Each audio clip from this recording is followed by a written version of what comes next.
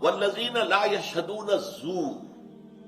اب اس کا ایک ترجمہ جو عام طور پر کیا گیا ہے وہ یہ کہ وہ جھوٹی گواہی نہیں دیتے، جھوٹ کی گواہی نہیں دیتے. یہ ترجمہ عام طور پہ کیا جاتا ہے، اگرچہ ان الفاظ کا صحیح ترجمہ یہ نہیں ہے.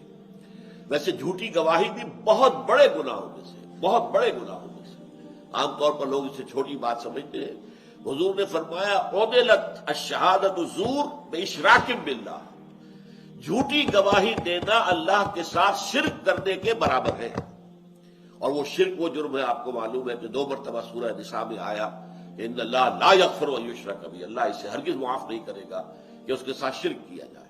وَيَغْفِرُ مَا دُونَ ذَلِكَ لِمَن يَشَاءُ. ہاں اس سے کم تر گناہ جس کو چاہے گا بخش دے گا. کھلا لائسنس نہیں ہے کہ لازماً بخش دے گا، نہیں، امید ہو سکتی ہے. لیکن اصل مفہوم یہاں کیا ہے؟ وہ جھوٹ پر اپنی موجودگی بھی گوارا نہیں کرتے. شہدہ یشہد موجودگی، اس لیے کہ یہاں بالزور نہیں ہے کہ وہ گواہی نہیں دیتے جھوٹ کی، بلکہ لا یشہدون الزورا، جھوٹ پر اپنی موجودگی گوارا نہیں کرتے. یعنی جھوٹ کے کسی کام میں شامل نہیں ہوتے، غلط کام کے موقع پر اپنا وہاں موجود ہونا بھی انہیں گوارا نہیں.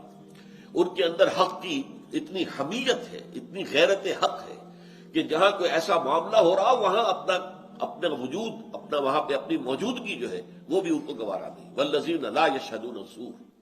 یہ بالکل ایسے ہی ہے جیسے کہ ہم نے جو بنیادی اوصاف تھے تعبیر سیرت کے لیے اس میں جب آیا تھا کہ والذین هم للزکاۃ فاعلون. اب ایک زکوٰۃ کے لیے لفظ آتا ہے قرآن میں ایتاء الزکاۃ.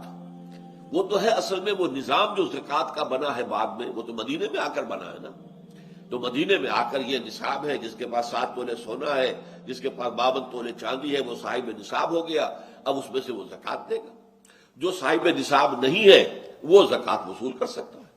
لیکن یہ کہ شروع میں جبکہ ابھی کوئی نصاب تھا ہی نہیں، ابھی زکوٰۃ کی فرضیت آئی نہیں تھی، تو فعل الزکوٰۃ کیا ہے؟ مسلسل تزکیہ کرتے رہنا.